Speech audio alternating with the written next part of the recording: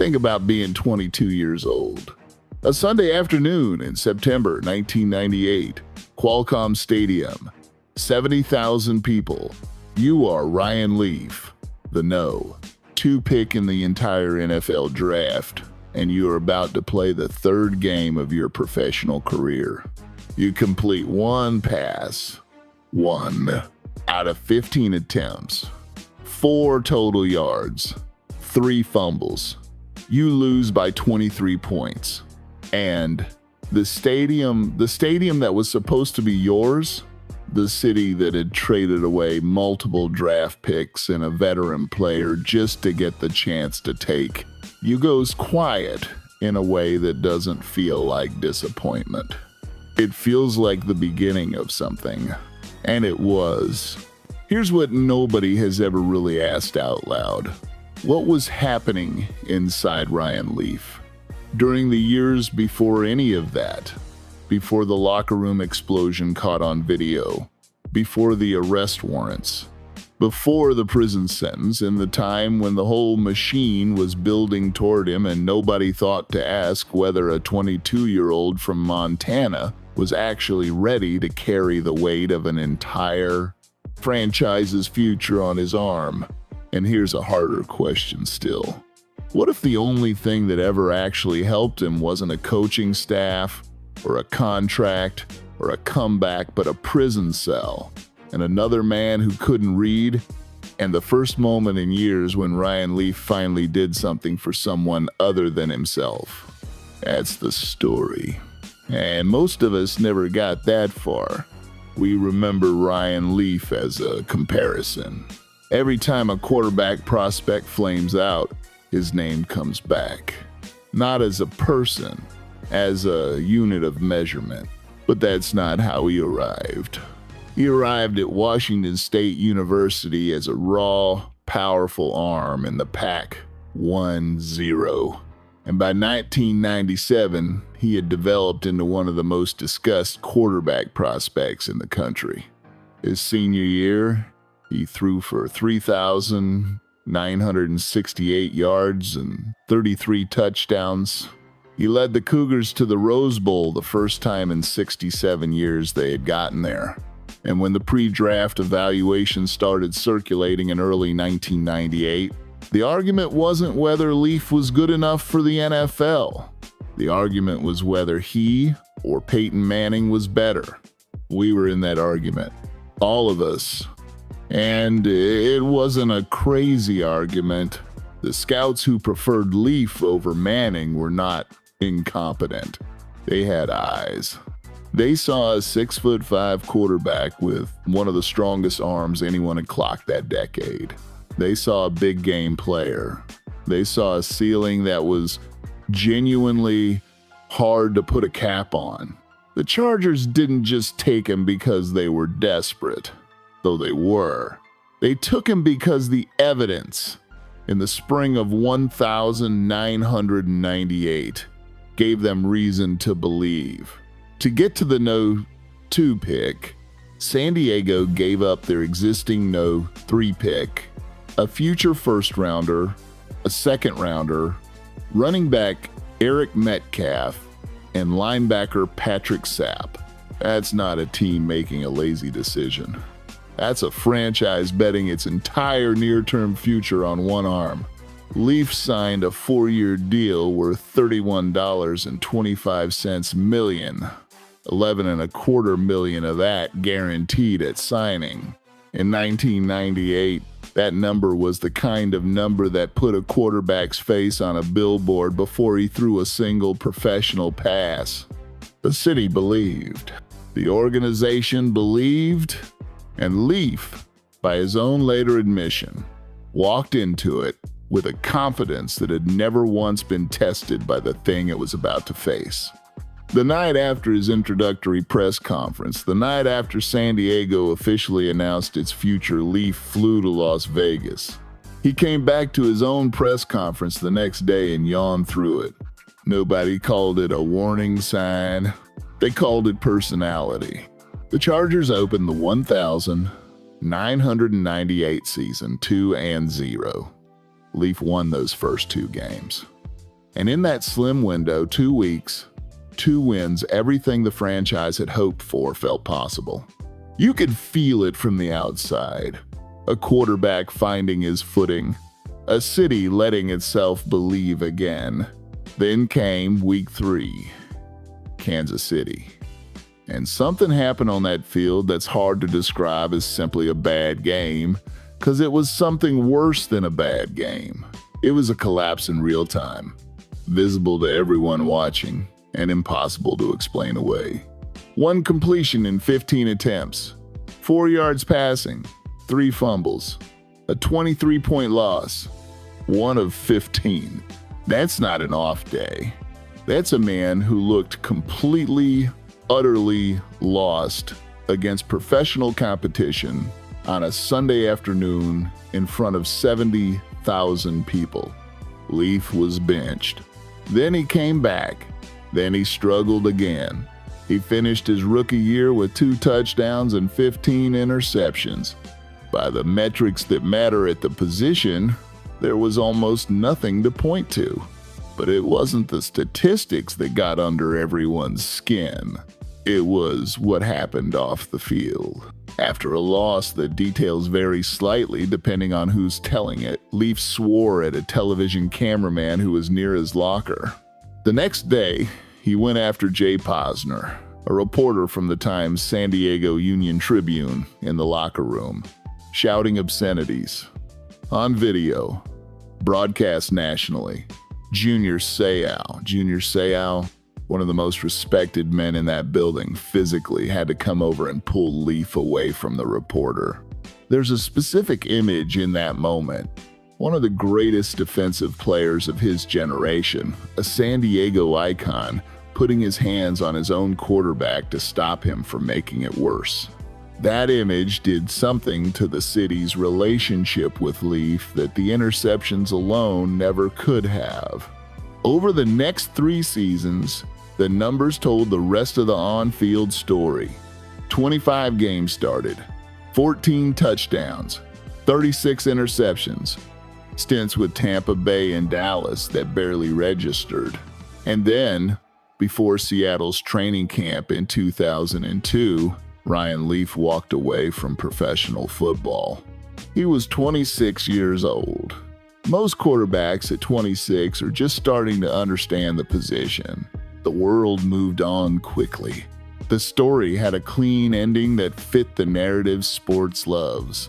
An arrogant kid with a big arm and a bigger ego who couldn't handle the bright lights. Box sealed. Filed under lesson learned. But here's what nobody was tracking during those years. Leaf had undergone multiple orthopedic surgeries during his career. Prescription pain medication was part of the recovery cycle. After football, by his own account, the dependency deepened not on the field, but in the quiet that followed once the field was gone. And the quiet after football is something this audience understands at a cellular level. The first Sunday morning when there's no game to prepare for. The first week when your phone stops ringing with the urgency it once carried. The first moment you realize the thing that told you who you were is simply no longer there. For some men, that quiet is manageable. For Ryan Leaf, it wasn't. In 2006, he tried to return to football as a volunteer quarterbacks coach at West Texas, A&M. He was working with young players, drawing on the only expertise he had left, trying to build something in the game's margins. It held for a while. Then, in 2008, he was suspended indefinitely and resigned amid allegations that he had asked a player for prescription painkillers to deal with chronic wrist pain from an old injury. Sit with that detail. A man tries to return to the only place that ever felt like home. And the thing that is destroying him follows him right through the door. In 2010, Leaf pleaded guilty in Amarillo, Texas, to 7 felony counts of obtaining a controlled substance by fraud and 1 count of delivering a simulated controlled substance. He was sentenced to 10 years probation and fined $20,000. He was 34 years old. 2 years later, he was arrested twice in 4 days in Montana. Burglary, theft, drug possession. The charges stemmed from breaking into private homes to steal prescription painkillers. In June 2012, a judge sentenced him to 7 years under the Montana Department of Corrections, with the first 9 months in a locked treatment facility. This is the part of the story where most content about Ryan Leaf tends to either speed up or look away. Because once you've cataloged the arrests and sentencing, there's a temptation to skip ahead to the turnaround to get to the better news quickly, because the middle is heavy. But the middle is where this story actually lives. Leaf was removed from the treatment facility early and transferred to Montana State Prison after authorities said he violated treatment conditions and threatened a staff member. So now the man who once held the richest rookie contract in San Diego Chargers history was behind a prison wall. And here is the thing that most people don't know. The thing that I didn't know until I started digging into who Ryan Leaf actually became after football, after the cameras, after the sentence. Leaf has spoken about how a fellow inmate got through to him in a way that nothing before had. He described the experience of helping other inmates learn to read as one of the first things that gave him a genuine sense of purpose, a sense of usefulness that didn't depend on a completion percentage or a contract or a city's expectations. Teaching a man to read a page in a locked facility with no cameras and no crowd and absolutely nothing to perform for. That is a small detail if you're chasing a headline. It is everything if you're trying to understand a human being. Because think about the architecture of Ryan Leaf's adult life up to that point. Every identity he had ever carried was built around performance for an audience. The quarterback, the prospect, the big arm, the bust, the cautionary tale. Even his failures had an audience. Even his mugshots traveled. He had never once in his entire adult life been useful to another person in a room where nobody was watching and nobody would ever know. Until then, now this part of the story also has to carry something uncomfortable. In 2020, Leaf was arrested in Palm Desert on a misdemeanor domestic battery charge. He later entered a plea agreement resulting in probation and domestic violence education classes. No additional jail time. That stays in this story, because leaving it out would be a fiction. Because a man can find purpose in one locked room and still carry damage into the next one. Because real lives don't move in one clean direction. The honest version of this story holds both things at once. A man who found something real in prison, and a man who has not yet finished being complicated. In the years since his release, Leaf has rebuilt a public life around recovery advocacy, mental health, criminal justice reform, and speaking directly to athletes about the pressures waiting for them at the professional level. He's served as a recovery ambassador for the Menninger Clinic. He's hosted on SiriusXM NFL Radio. He contributes to Westwood One Sports. He works as a lead college football analyst for CW Sports. He's spoken at correctional facilities, including a 2025 appearance at Putnamville, where he talked about shame, isolation after prison, and the difficulty of rebuilding an identity that the public still associates with a 22-year-old's failure. And in January 2026, Ryan Leaf was invited to Senior Bowl week in Mobile, Alabama, not to reminisce about football, but to stand in front of young prospects and tell them what is waiting for them on the other side of the life they're about to enter. Let that sit for a second. The man whose name became the definition of what not to be in the NFL draft, that man is now one of the voices trusted to prepare the next generation before they take that call on draft night. There is something very American in that. But there is also something very true, because the men most qualified to warn you about a thing are often the men it nearly killed. Not the ones who managed it cleanly. Not the ones who retired gracefully and went into broadcasting. The ones who went all the way down and somehow, against everything, climbed back out with something specific to say. We carried Ryan Leaf as a punchline for 25 years.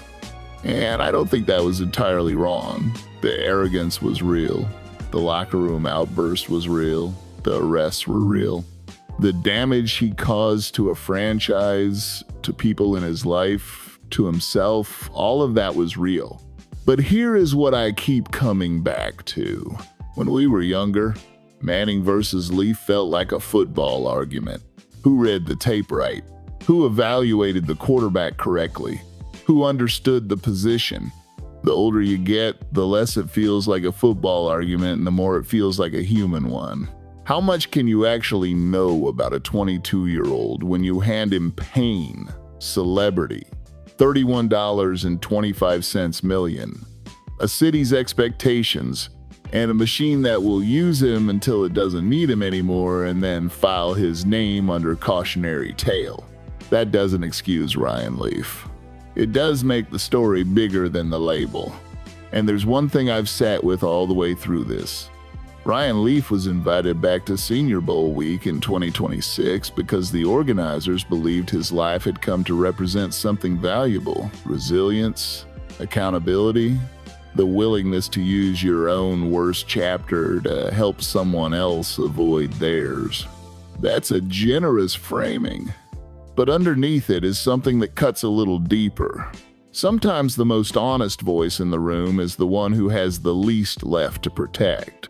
I watched Ryan Leaf the way most of us did, as a comparison, as a cautionary name, as the thing that made Peyton Manning's career feel inevitable in hindsight. That read wasn't completely wrong. It just wasn't the whole story. Because the whole story doesn't end at the draft. It doesn't end at the last interception. It doesn't even end at the prison gate. The whole story is still going.